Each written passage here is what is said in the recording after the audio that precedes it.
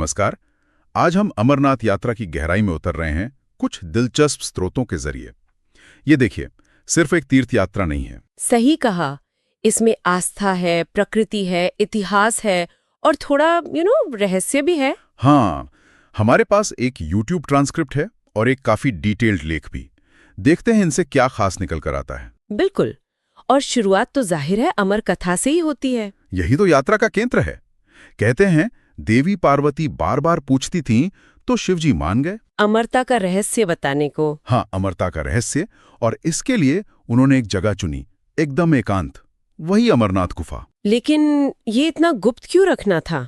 मतलब सिर्फ पार्वती जी ही सुने, और वो जो रास्ते में त्याग किए, पहलगाम में नंदी, चंदनवाड़ी में चांद। हाँ, शेषनाग झील पर वासुकी नाग, फिर पंचतरणी में 5 तत्व। स्रोत बताते हैं कि शर्त यही थी, भाई कोई तीसरा ना सुने, शायद ज्ञान की पवित्रता के लिए। अच्छा। और ये त्याग ये सिर्फ कहानी नहीं है, ये असल में एक सिंबॉलिक यात्रा है।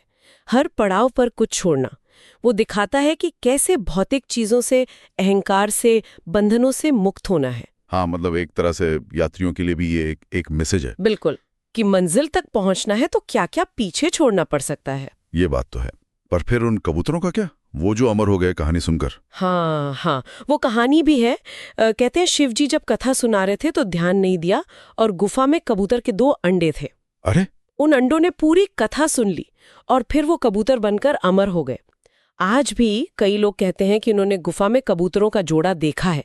बहुत शुभ मानते हैं इसे। अच्छा, और कुछ लोग तो शायद उन्हें शिव पार्वती का ही रूप मानते हैं। जी, ऐसी भी मान्यता है। खैर, अब आते हैं मुख्य आकर्षण पर, वो बर्फ का शिवलिंग। विज्ञान क्या कहता है इसके बारे में, कैसे बनता है ये? हाँ, साइंटिफिकली क्या होता है? देखिए, सिंपल है। गुफा की छत से पानी टपकता है, बूंद बूंद करके, और अंदर ठंड इतनी ज्यादा होती है, टेम्परेचर 0 से बहुत नीचे। हाँ। तो वो बूंदें नीचे गिरते ही जम जाती हैं, एक के ऊपर एक, धीरे धीरे, और वो बर्फ का एक स्तंभ सा बन जाता है, नीचे से ऊपर की तरफ। साइंस में इसे स्टैलेग्माइट कहते हैं। अच्छा, स्टैलेग्माइट। ये तो हुआ विज्ञान। पर लाखों लोग जो जाते हैं उनके लिए तो ये सिर्फ बर्फ नहीं है। उनकी आस्था क्या कहती है? हाँ, आस्था के लिए तो ये साक्षात शिव हैं, एक चमत्कार। और खास बात यह कि इसका पूरा आकार अक्सर श्रावण के महीने में ही बनता है, फिर धीरे धीरे पिघलने लगता है। तापमान और शायद भीड़ की गर्मी से भी। हाँ बिल्कुल, श्रद्धालु जो आते हैं उनकी ऊष्मा का भी असर पड़ता है। कुछ स्रोत तो इसे जीवित शिवलिंग कहते हैं, जैसे ये सांस ले रहा हो, फैलता सिकुड़ता हो।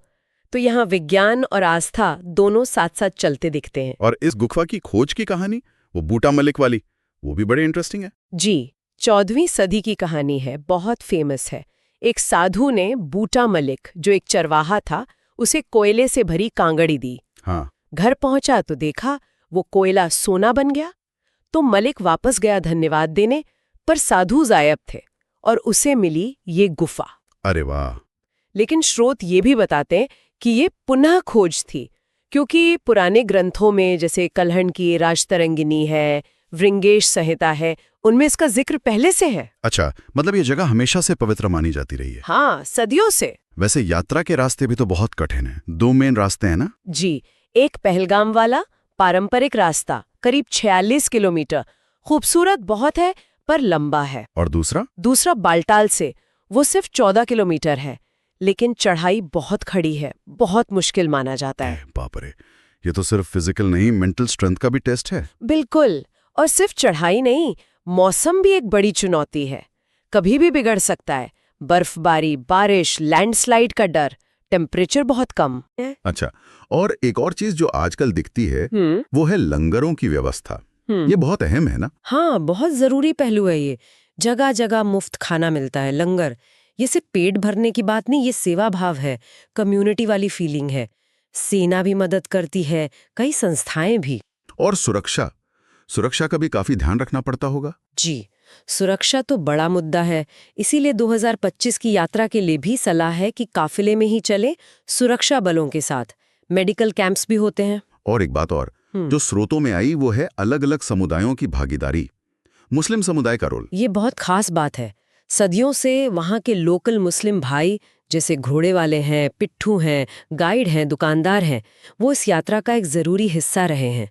ये दिखाता है कि कैसे अलग अलग आस्थाएं साथ मिलकर रह सकती हैं। हाँ, ये आपसी भाईचारे का प्रतीक है। बिल्कुल। कुछ सूफी संतों ने भी इस जगह को पवित्र माना है। ये एक साझी विरासत है। अच्छा, एक और मान्यता है शिवखोड़ी गुफा को लेकर कि वहां से अमरनाथ तक कोई सीक्रेट रास्ता है। इसमें क्या सच्चाई है? ये एक मिथक ज्यादा लगता है। देखिए, शिवखोड़ी अपनी जगह एक बहुत महत्वपूर्ण शिव गुफा है, जम्मू कश्मीर में ही है। पर अमरनाथ तक जाने का कोई सीधा गुप्त रास्ता वहां से, ऐसा अभी तो कोई प्रमाण नहीं है। अच्छा, हो सकता है पहले कभी रहा हो। शायद, पर अभी ऐसा कुछ ज्ञात नहीं है। तो कुल मिलाकर देखें, इन सभी स्रोतों से ये समझ आता है कि अमरनाथ यात्रा सिर्फ एक डेस्टिनेशन तक पहुंचना नहीं है। ये उससे कहीं ज्यादा है। त्याग है, मुश्किल है, विश्वास है, प्रकृति से जुड़ाव है। सही कहा आपने। ये एक पूरी प्रक्रिया है और अंत में एक सोचने वाली बात छोड़ जाते हैं। जैसे वो शिवलिंग बनता है प्राकृतिक रूप से और फिर पिघल जाता है, क्षणभंगुर है। हाँ। तो शायद यात्रा का असली सार उस दर्शन में उतना नहीं जितना उस अटूट श्रद्धा में है, उस अनुभव में है, उस शांति में है जो यात्री अपने साथ वापस लाता है। क्या पता शिव यही असली अमरत्व सिखाना चाहते हो, जो क्षणभंगुर नहीं बल्कि हमेशा साथ रहे।